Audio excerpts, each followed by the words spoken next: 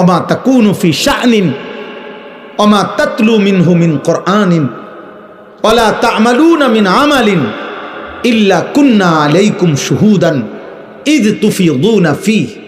আল্লাহ বলে, বান্দা তুমি যখন যেখানেই থাকো না কেন, আমার কোরআন তুমি যেটুকুই পড়ো না কেন, যখন তুমি যেই আমলই করো না কেন, যাই তুমি করো, যখন তুমি করতে থাকো, আল্লাহর কসম আল্লাহ বলে আমি আল্লাহ তোমার সামনেই থাকি, সামনেই থাকি। ইল্লা কুন্না আলাইকুম শুহুদান, আমি উপস্থিত থাকি।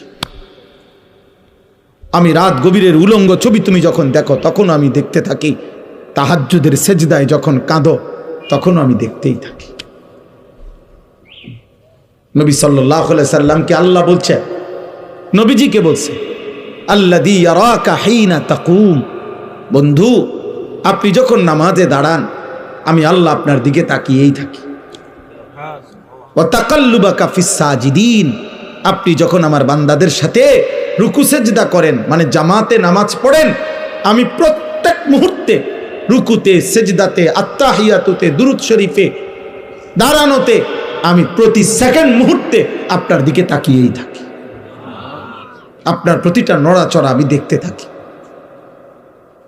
ইমানদারের প্রত্যেক নড়াচড়া আল্লাহ দেখেন, নাফরমানের প্রত্যেক নড়াচড়াও কে দেখেন?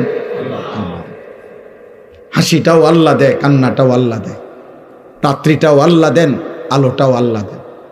ওয়া আন্নাহু হুয়া আদহাকা ওয়া আবকা, আল্লাহ তাআলা বলেন তিনি হাসান, তিনি কাঁদান। মুখের হাসি আল্লাহর দান, চোখের কান্না আল্লাহর দান। আল্লাহ বলে দুই চোখের ঘুম আমার দেওয়া, ঘুম থেকে জাগিয়ে দেওয়া আমার দেওয়া। প্রত্যেকবারের ঘুম আল্লাহ বলছে, বান্দা ঘুম মানে কি? 10 মিনিট ধরে শুয়ে আছে, ঘুম আসতেছে না, মানে কি? লোকটা চোখ তো বন্ধ করে রাখছে, খাট তো শুয়েই আছে, লাইট তো নিবানোই আছে, কম্বল তো গায়ে আছে, বালিশ তো মাথাতে আছে, সব ঠিক আছে, কিন্তু ঘুম আসতেছে না কারো। আর ঘুম আসবে কি? তা মানে ঘুমটা কি কি আসে এটা?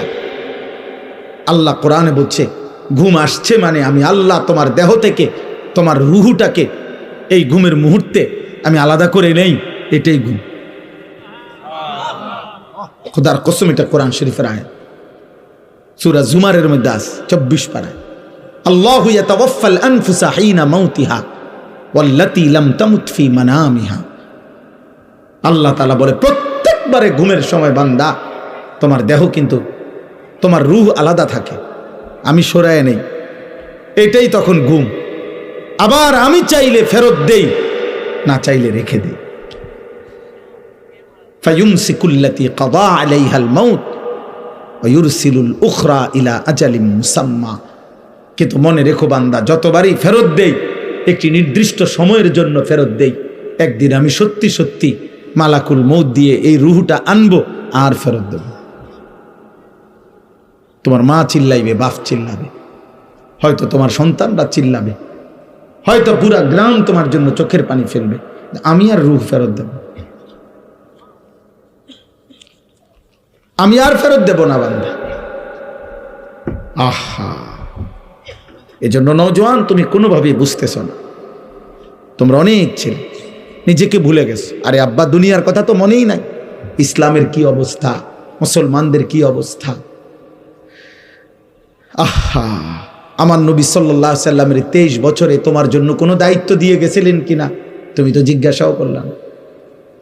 16 বছর, 18 বছর, 25 বছর, 24 বছর, এমন সুন্দর বয়সে একটাবার জানতেও তো চাইলা না যে হুজুর নবীজি আমার জন্য কোনো দায়িত্ব দিছেন কিনা, ইসলাম আমার কাছে কিছু চায় কিনা, আমার আল্লাহ যে আমার সৃষ্টি করছেন তিনি আমার কাছে কিছু চান কিনা। তুমি তোমার মতোই আছো বুঝো। আহ, নারী, ছবি, মোবাইল, অশ্লীল দৃশ্য, যেখানে মন চায় সেখানেই পেশাব করতেছ, যখন যার মতো চুল রাখতে মন চাচ্ছে চুল রাখতেছ। এটা কি মুসলমানের চুল, না কাফেরের, না ইহুদির, না বেঈমানের, না জানোয়ারের, না মানুষের, না আফ্রিকার জঙ্গলের কোনো প্রাণীর? আহা, খবরও নেই। কে তোমার মা, কে তোমার বাবা, কে তোমার সৃষ্টিকর্তা, কে তোমার নবী? এমন আত্মভোলা, আপন ভোলা, নিজেকে ভুলে যাওয়া, এটা কাপুরুষ, বুঝতিল এটা মানুষরূপী জানোয়ারের পরিচয় হইতে পারে, মানুষের পরিচয় হইতে পারে। মনে রাখো, একজনই মনে রাখো, একজন। আমি এক ফেরিওয়ালা যে মনে করি, একজনও যদি শুনে আমার কোনো আফসোস নেই। আমি তো আগেই বলছি, ব্যাপক জনসমর্থন দিয়ে আমার 2 পয়সারও কোনো দরকার না। আমি করবো কি? আমি তো ভোটে দাঁড়াইছি না, আমি ভোটে দাঁড়াবার ইচ্ছাও নাই, এখন আর সুযোগও নাই। অতএব জনপ্রিয়তা কিছু নাই। আলহামদুলিল্লাহ, মালিকের দয়ায় কমপক্ষে প্রায় 21 বছরের কাছাকাছি হবে এই কম বেশি ওয়াজের বয়স। সোনাকান্দা দরবারে যখন ছিলাম, সোনাকান্দা দারুল হুদা কামিল মাদ্রাসায় শিক্ষকতা করতাম, সেই 2004 সাল থেকে জীবনের প্রথম চাকরি ছিল ওইখানে, জীবনের প্রথম খেদমত ওইটা। 11 বছর টানা আমি ছিলাম সেখানে, আলহামদুলিল্লাহ। আমার মনে আছে, আমার জন্য যিনি মরহুম পীর সাহেব হযরত মাওলানা আবু বকর মোহাম্মদ শামসুল হুদা রাহমাতুল্লাহ আলাইহি, তিনি হাত তুলে দোয়া করছিলেন ইন্টারভিউ নিয়ে। ইন্টারভিউ নেওয়ার পরে অনেকক্ষণ হাত তুলে দোয়া করছিল আমার জন্য।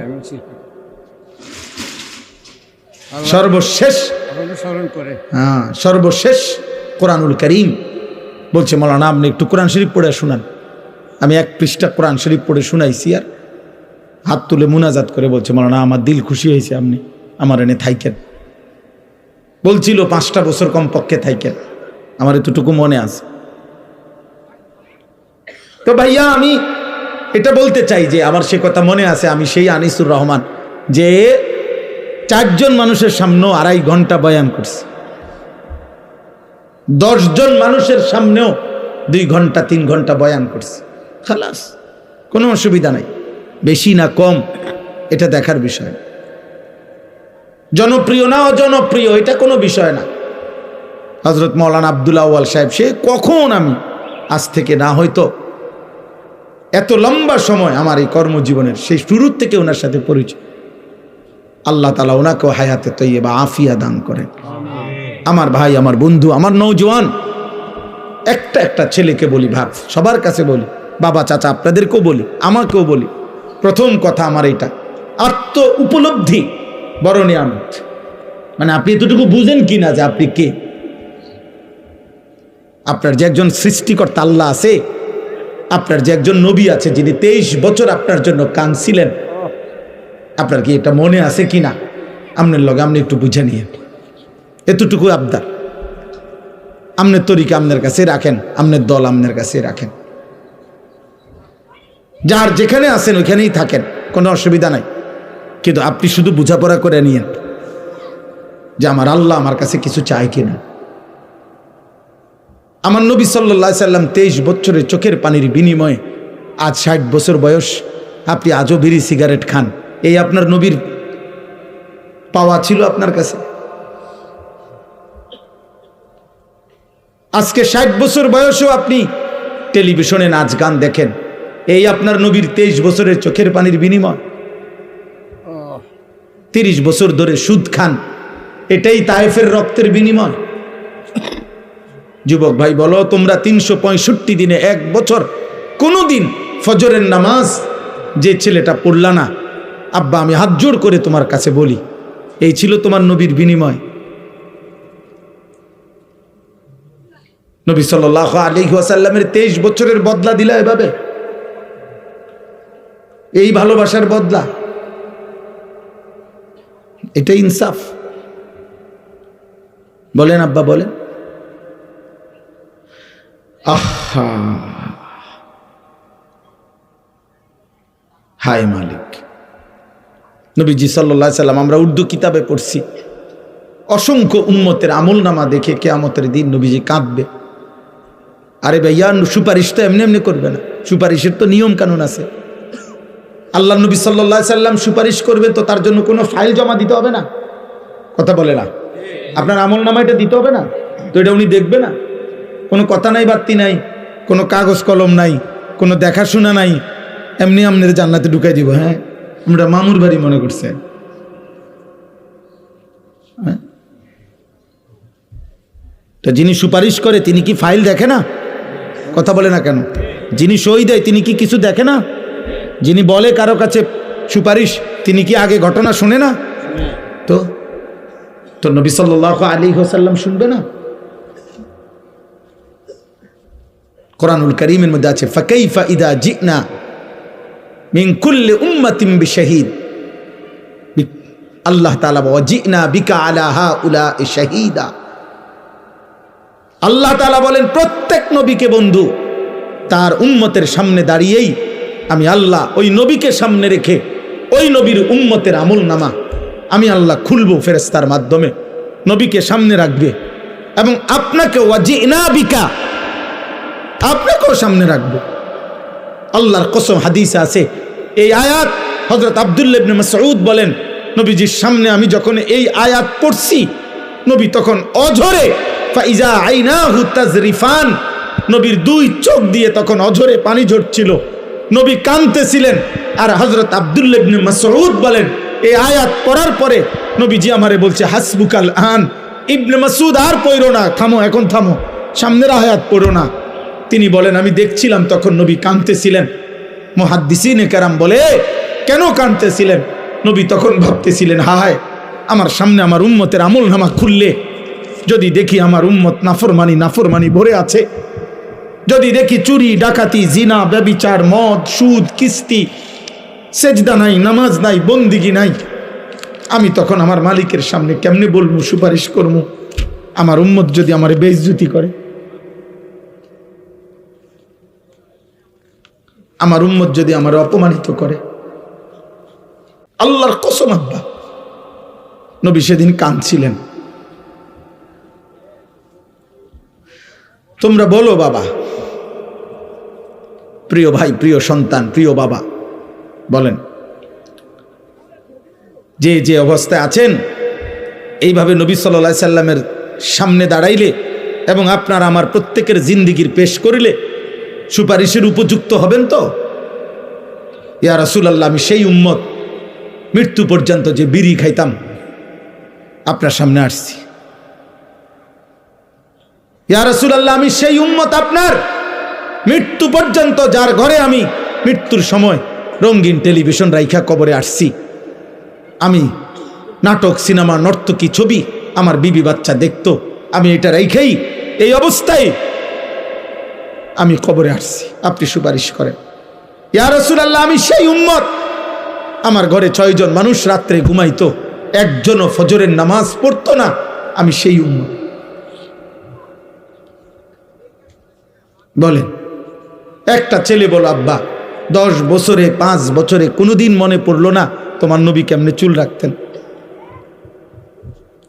এই যে বেঈমানদের মতো চুল রাখছো, কারে জিজ্ঞাসা করে? তোমার আব্বা নাই, তোমারে বলার কেউ ছিল না কোনোদিন? আফসুস, আমার খুব মায়া লাগে ওই ছেলেদের জন্য। মনে হয় আহারে এদের মনে কোনো অভিভাবক নাই, এদের কপালে একজন অভিভাবক জোটে নাই যে তাকে বলবে যে বাপ তুই এটা কি চুল রাখছো। মুসলমানের চুল না মুশরিকের চুল। 365 দিনে যে কোনো দিন ফজরের নামাজ পড়ে না, আল্লাহর কসম আমার বড় মায়া হয়, আহারে তার জন্য মনে কাঁদার কেউ নাই। এই ছেলেটার জন্য একটা মানুষ হয়তো জোটে নাই যে তাকে বলবে কিরে আব্বা তুই মুসলমানের ঘরে জন্ম নিয়ে একদিনও ফজরের নামাজ পড়ো না।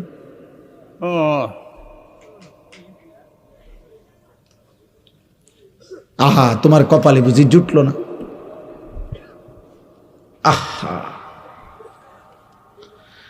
আফসুস বাপ, দুনিয়া ভোগ করা, ভাত মাছ চাল ডাল, নারী ছবি, জিনা ব্যভিচার, লজ্জাস্থানের চাহিদা, পেটের চাহিদা পূরণ, এইটুকু তো জানোয়ারেরও পূরণ। একটা কুত্তাও তো খায়, ঘুমায়, পেশাব পায়খানা করে। একটা কুত্তারও তো যৌন চাহিদা পূরণ হয়, কুত্তারও তো বাচ্চা হয়, কুকুরের বাচ্চা হয় না? তো কেমনে হয়? যৌন চাহিদা পূরণ না হইলে কি হয়? এটুকুর নামে যদি জীবন হয়, এটুকুই যে খাইয়া দাইয়া ভালো আছি, পেশাব পায়খানা করে ভালো আছি, জিফুত লইয়া হুজুর দোয়া করেন খাইয়া দাইয়া আল্লাহ ভালো রাখছে, খাইয়া দাইয়া কিতা ভালো রাখছে? খাইয়া দাইয়া নি বালা আছেন, মুসলমান বুঝি এটা কয়। তো গরু ছাগল কি খাইয়া দাইয়া ভালো নাই? কাফের বেঈমান খাইয়া দাইয়া ভালো নাই? তো আপনি এটা কি কইলেন? জিফুত লইয়া খাইয়া দাইয়া ভালো আছি, এটা নি বুঝি মানুষে কয়। মুসলমান বুঝি এটা বলে, এর নাম বুঝি মুসলমান? বলেন আব্বা, বলেন বাবা, চাচারা বলেন, আমার দাদারা বলেন, ইন্নাল্লাযীনা লা ইয়ারজুনা লিকাআনা ওয়া রাদু বিল হায়াতিদ দুনিয়া ওয়াতমাআন্নু বিহা ওয়াল্লাযীনা হুম আন আয়াতিনা গাফিলুন। এই চারটা কথা শুনেন কোরআনুল কারীমের সূরা ইউনুস, একটা সূরা আছে ইউনুস নবীর নামে, এই সূরার আয়াত। আল্লাহ বলছে যার জীবন 60 বছর, 40 বছর, 50 বছর, 90 বছর, 30 বছর, যেটুকুই হোক, যার জীবন কাটে শেষ করছে যে চারটা জিনিসে, এক, জীবনটা এভাবে চালাইছে যার দ্বারা বোঝা যায় সে মূলত জান্নাত চায় না। 2, সারাক্ষণ যে দুনিয়ার জীবন নিয়ে খুশি হয়ে আছে, হাসে, লাফায়, নাচে, ফুর্তি করতে আছে, মজা করতে আছে, কারণ খায় দায়, ঘুম যায়, নারী দেখে, নাটক দেখে, ছবি দেখে, টেলিভিশন দেখে, জিফুত লইয়া উল্লাসে আছে, দুনিয়ার জীবন নিয়ে যে খুশি হয়ে আছে। 3, ওয়াতমাআন্নু বিহা, যেটুকু দুনিয়া উপার্জন করেছে এটুকুর উপরে তৃপ্ত হয়েছে, সন্তুষ্ট। আল্লাহ আমারে সব দিছে হুজুর। কি দিছে? 3 ফুট বিদেশ, 4টা মেয়ে বিয়ে দিছি, বাড়িতে একটা বিল্ডিং করছি, 4টা রুম, 2টা বাথরুম, ভিতরে টাইলস, রাস্তার লগে কুদ্দুর জায়গা কিনছি, আল্লাহর রহমতে ব্যাংকে কিছু টাকা জমছে, আল্লাহর কাছে যা চাইছি হুজুর আল্লাহ সব দিছে, আল্লাহর রহমতে ভালো আছি। এই যে দুনিয়া নিয়ে কি হয়ে গেছে? তৃপ্ত, বুঝেন নাই? সন্তুষ্ট, দুনিয়া মিলছে, মাশাআল্লাহ। এই 3 নাম্বার। আর 4 নাম্বার হলো ওয়াল্লাযীনা হুম আন আয়াতিনা গাফিলুন। আল্লাহ বলে প্রতিনিয়ত আমার আয়াত, আমার হুকুম, আমার বিধান, আমার আদেশ নিষেধ, আমির কোরআনের একটা হুকুম, আমার রসুলের একটা সুন্নাত, এর থেকে যে গাফেল, একটা সূরা ঠিক মতো বলতে পারে না, আত্তাহিয়াতু শুদ্ধ পড়তে পারে না, রুকুর তাসবিহ সেজদার তাসবিহটা ঠিক মতো পড়তে পারে না, ফরজ গোসলটা ঠিক মতো করতে জানে না, 10টা দোয়া জিজ্ঞাসা করলে নবী সাল্লাল্লাহু আলাইহি সাল্লাম পড়তেন, বিভিন্ন ক্ষেত্রে বলতে পারে না কোনটা হালাল কোনটা হারাম, পাক নাফাক কোনো কিছু প্রকৃত অর্থে সঠিকভাবে জানার কোনো প্রেরণাই নেই, যা মন চায় খায়, যা মন চায় ঘুমায়, কষ্টের টাকাও নেয়, সুদের টাকাও নেয়, গালিও দেয়, সালামও দেয়, মদও খায়, মধুও খায়, হালাল টাকাও খায়, কিস্তির টাকাও খায়, সুদের টাকাও খায়, আপন স্ত্রীও দেখে, মোবাইলে নর্তকীও দেখে, নাচও দেখে, নাটকও দেখে, সিনেমাও দেখে। আয় হায় নাফরমান, হালাল কই তোর, হারাম কই তোর, ঈমান কোথায়, আল্লাহ কোথায়, রাসূল কোথায়, পাক কোথায়, নাপাক কোথায়, জায়েজ কোথায়, নাজায়েজ কোথায়, আল্লাহর বিধান কোথায়? আল্লাহ তাআলা খোদার কসম আল্লাহ বলছে, এমন জীবন যার এই 4টি জিনিস জান্নাতের আশা করে না, দুনিয়া পেয়ে খুশি হয়ে আছে, যেটুকু দুনিয়া উপার্জন করেছে এতটুকুতে সন্তুষ্ট হয়েছে, আর আমি আল্লাহর বিধানের ব্যাপারে গাফেল, অমনোযোগী, খামখেয়ালি, উলাইকা মাওয়াহুমুন নার বিমা কানু ইয়াকসিবুন। আল্লাহ বলে এই নাফরমান সারা জীবনে যা করছে সব কিছুর বিনিময়ে খোদার কসম আল্লাহ বলছে তার ঠিকানা জাহান্নাম, জাহান্নাম, জাহান্নাম। এটা কোরআন শরীফের আয়াত। এই জন্য জোয়ান ভাই তোদেরকেও বলি, বয়স্ক বাবা আপনাকেও বলি, আমি হুজুর আমারও বলি, হিসাব মিলান, আরেকবার হিসাব মিলান।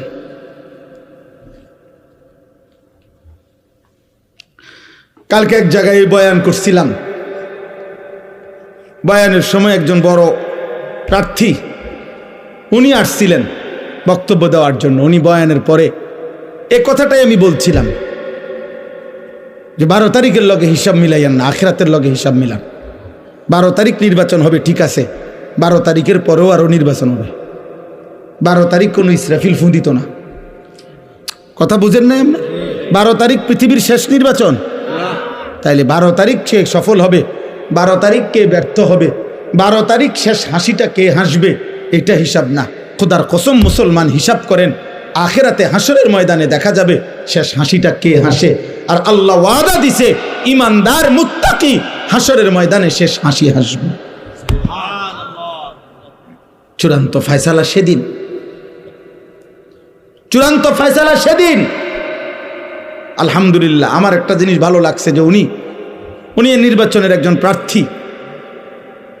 উনি এরপরে বক্তব্য দিতে গিয়ে বলছে আমার আর আজ কোনো কথাই নাই, আমি আপনাদের কাছে দোয়া চাই, কয়ে মাইক ছেড়ে দিছে। বলছে না ঠিকই, চলেন সবাই আখিরাতের ফিকির করি। আমরা মুসলমান, নওজোয়ান তোমরা যা করছো, তোমাদের বিবেক যদি বলে, তোমরা যারা এক ওয়াক্ত নামাজ পড়ো, অধিকাংশ ছেলের চেহারা দেখে বোঝা যায় নামাজ পড়ো না। অধিকাংশ ছেলের চুল মুশরিক বেঈমানের মতো।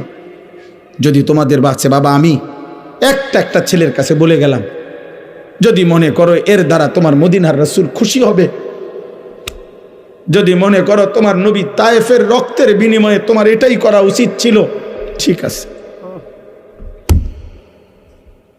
ঠিক আছে আব্বা। যদি তোমাদের বিবেক এটাই বলে যে হ্যাঁ এটাই মুসলমানের কাজ, চুলের ফ্যাশন, মোবাইলের নর্তুকি আর হারাম, অশ্লীলতার বেহায়াপনা, জিনার ব্যভিচার, মদ আর জুয়া, বন্ধুদের অসৎ আড্ডা, এরই নাম মুসলমান, এরই নাম আখেরি নবীর উম্মত, তো ঠিক আছে আব্বা। সেদিন দেখা হবে নবীজির সাথেও, সেদিন দেখা হবে সাহাবাদের সাথে, সেদিন হাসরের মাঠে বেলালকেও দেখবা, সেদিন হাসরের মাঠে আবু জেহেলকেও দেখবা, সেদিন দেখবা আবু জেহেলের পরিণতি কি, সেদিন দেখবা বেলালের পরিণতি কি।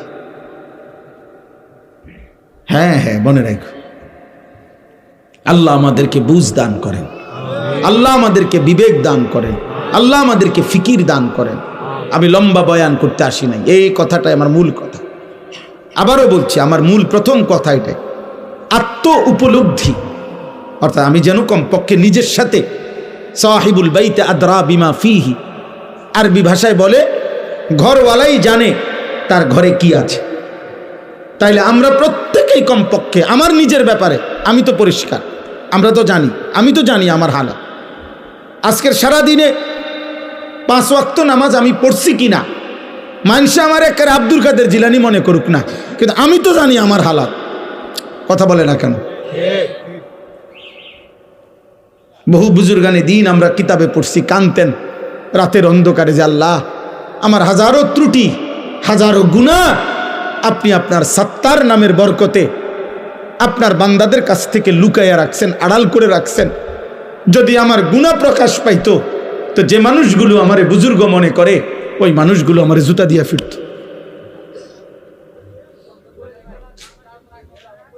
এই জন্য বাবা, প্রত্যেকেই আপনাদের কাছে অনুরোধ, ছেলেরা বাবা তোমাদের কাছে অনুরোধ, আব্বা এমন সুন্দর জীবন নষ্ট করে দিও না, তোমারে তুমি শেষ করে দিও না।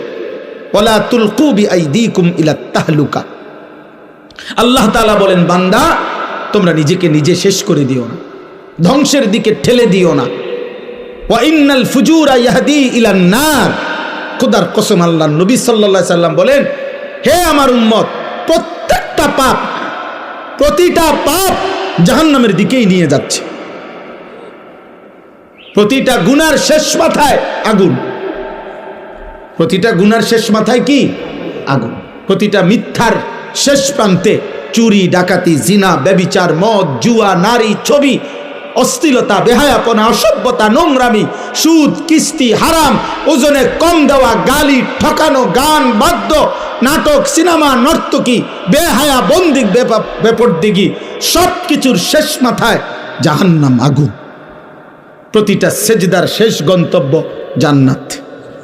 প্রতিটা সুবহানাল্লাহ, আল্লাহর এই ডাকের আখেরি গন্তব্য জান্নাত। দাওয়াহুম ফিহা সুবহানাকাল্লাহুম্মা ওয়া তাহিয়্যাতুহুম ফিহা সালাম ওয়া আখিরু দাওয়াহুম আনিল হামদুলিল্লাহি রাব্বিল আলামিন। আল্লাহ আশ্চর্য কথা বলছে কোরআনে।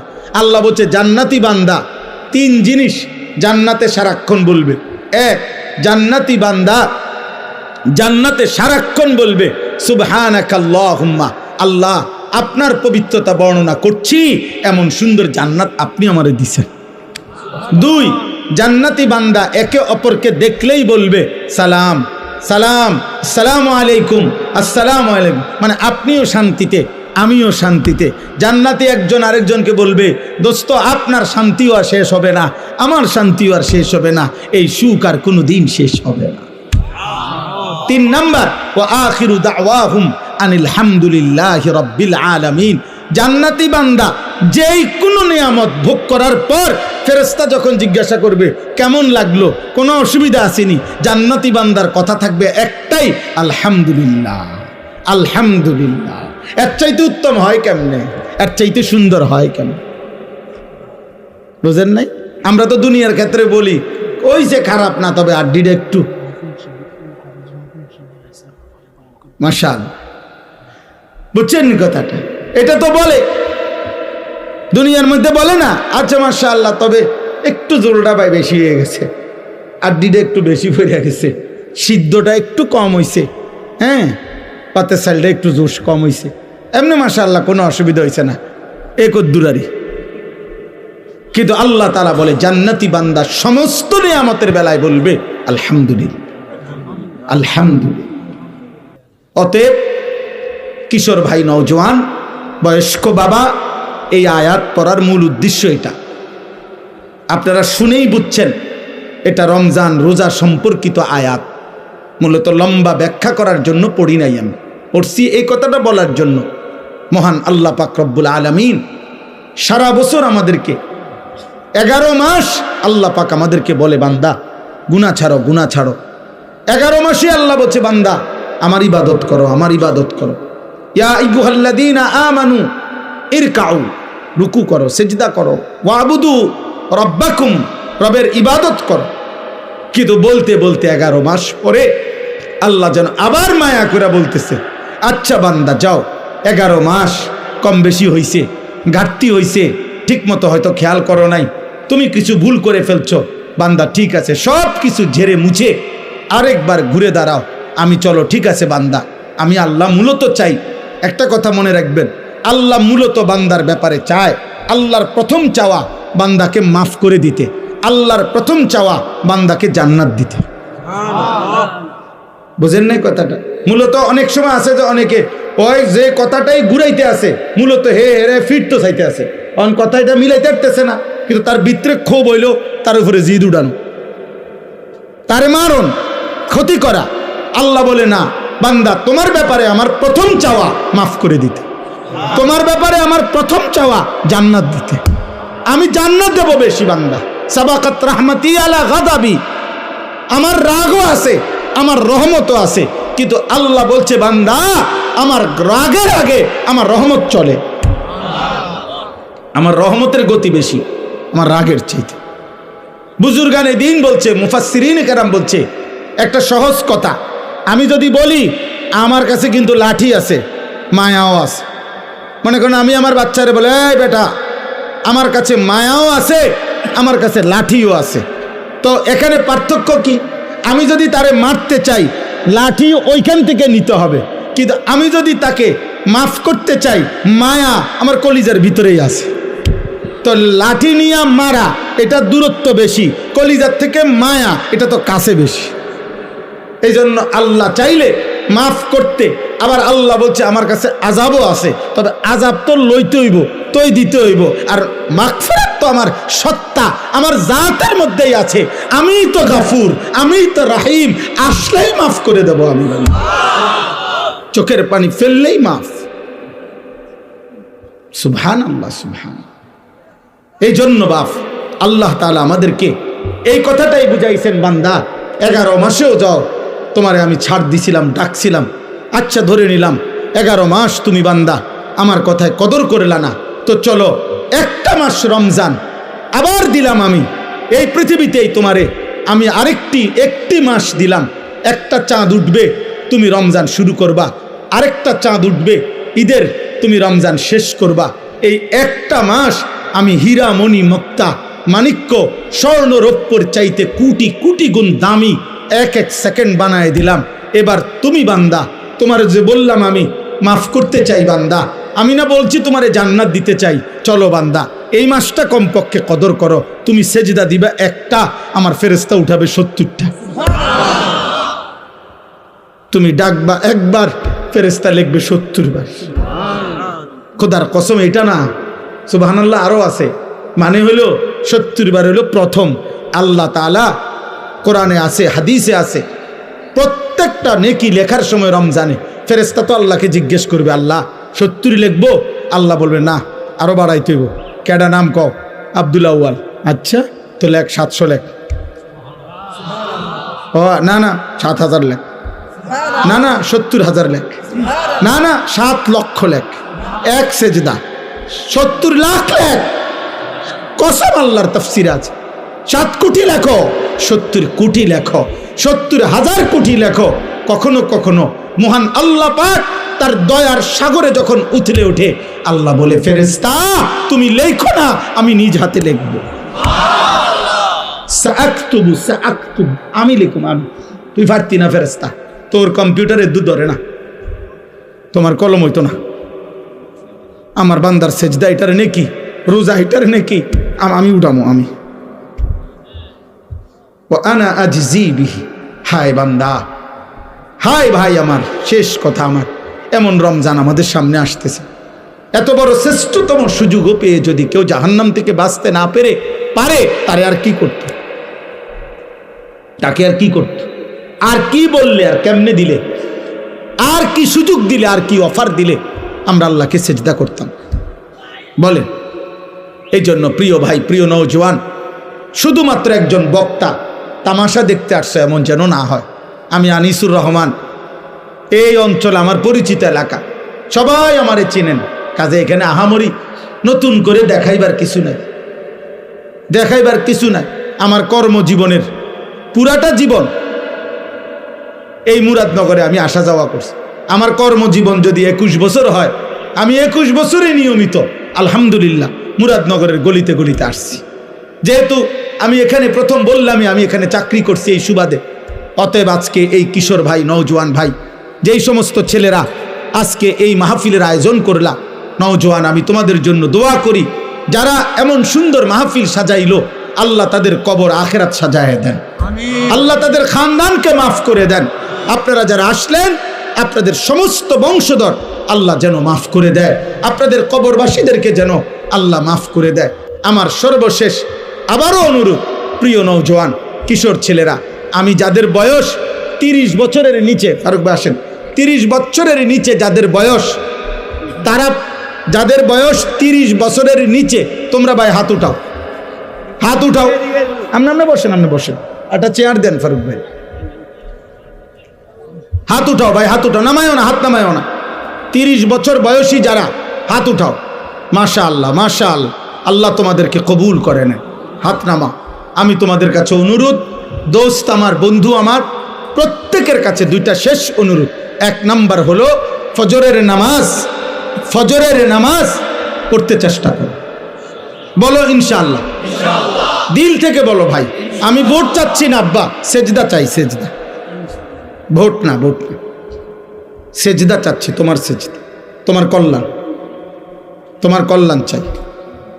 অতএব ফজরের নামাজ হিম্মতওয়ালা নামাজ, ফজরের নামাজ মুনাফিকের পার্থক্যকারী নামাজ, ফজরের নামাজ মুমিনের নামাজ, ফজরের নামাজ মাহাদির সৈনিকের নামাজ, ফজরের নামাজ দাজ্জালের বিরুদ্ধে ঈমান বাঁচাবে যারা, তাদের নামাজ, ফজরের নামাজ বিশ্বময় কালেমার পতাকা উড়াবে যারা, তাদের নামাজ। এটা হাদিসের বক্তব্য থেকে বললাম, সবগুলো হাদিস একত্র করে বললাম। এজন্য আগামী দিনে যদি আল্লাহর দ্বীনের জন্য তুমি কিছু করতে হয় এবং সেটা হবে, ঈমানের বিজয় হবে, তো সেখানে আমি অনুরোধ করছি তোমরা ফজরের নামাজ পড়ো, ফজরের নামাজ পড়ো, মোবাইলে অ্যালার্ম দাও, ফজরের ক্যাম্পেইন করো, মানে এক বন্ধু আরেক বন্ধুকে ফজরের নামাজের জন্য উঠাইবার চেষ্টা করো, উৎসাহিত করো। আল্লাহ তৌফিক দান করে। বাকি 5 ওয়াক্ত নামাজি ফজর পড়লে ইনশাআল্লাহ বাকি 5 ওয়াক্ত নামাজ পড়ার হিম্মত ইনশাআল্লাহ চলে আসবে। আল্লাহ তৌফিক দান করে। আর শেষ কথা হলো, নজরের হেফাজত করো, চোখের হেফাজত, চোখের হেফাজত করো। আব্বা নারী দেখো না, অশ্লীল উলঙ্গ ছবি, জিনা ব্যভিচারের দৃশ্য হারাম দেখো না বাপ, দেখো না। নারীর চাহিদা তোমার আল্লাহ পূরণ করবে। তোমার পূর্বে পৃথিবীতে প্রত্যেক পুরুষের চাহিদা তো আল্লাহ পূরণ করছে। তোমারও মা বাবা তো পুরুষ এবং নারী, তারাও তো দুইজন আল্লাহর হালাল পদ্ধতিতে বিবাহের পবিত্র সম্পর্কে তারা একত্রিত হয়েছে, বিনিময়ে আল্লাহ তোমাকে পৃথিবীতে পাঠাইছে।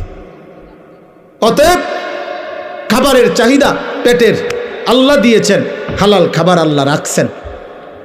তৃষ্ণা আল্লাহ দিয়েছেন, হালাল পানি আল্লাহ ব্যবস্থা রাখছেন। ঠিক লজ্জাস্থানের চাহিদা আল্লাহ দিয়েছেন, আল্লাহ হালাল পবিত্র স্ত্রীর মাধ্যমে তা পূরণ করবে। তুমি ওয়েট, অপেক্ষা করো, নষ্ট হইও না। এই চুল চেহারা বেঈমান মুশরিকদের মতো রাইখো না, রাইখো না। এখানে একটা ছেলের চুল দেখে আমার মনে হয়েছে যে হাদিসের বর্ণনা আছে, রাসূলুল্লাহ সাল্লাল্লাহু আলাইহি সাল্লাম স্পষ্ট বলছেন দাজ্জালের চুল হবে আপনার গাছের মানে পাতাওয়ালা বাসার মতো। একটা ছেলের চুল দেখে আমার পুরা মনে হয়েছে যে এই চুল দাজ্জালের চুল। হ্যাঁ হ্যাঁ, নিঃসন্দেহে নিঃসন্দেহে এই জালেম, আহা ওই নিঃসন্দেহে তাকে কেউ ধোঁকা দিছে, আহা বেঈমান তাকে ধোঁকা দিছে। আমি ওর চুল দেখে আমার কাছে খুব আশ্চর্য, আমি ভাবতেছিলাম হাদিসের বর্ণনার দ্বারা আল্লাহ রাসূল সাল্লাল্লাহু আলাইহি সাল্লাম বলছে গাছের ডাল এলোমেলো, আল্লাহ আমাদেরকে মাফ করে দেন, আল্লাহ তোমাকেও মাফ করে দেন, আল্লাহ তোমাকেও বিবেক দান করেন, লজ্জা দান করেন। তুমি মুসলমানের বাচ্চা হও, ইমানদারের সন্তান হও, আল্লাহ কবুল করে নেন, আল্লাহ সবাইকে মাফ করে দেন। সুবহানাল্লাহি ওয়া বিহামদিহি সুবহানাক।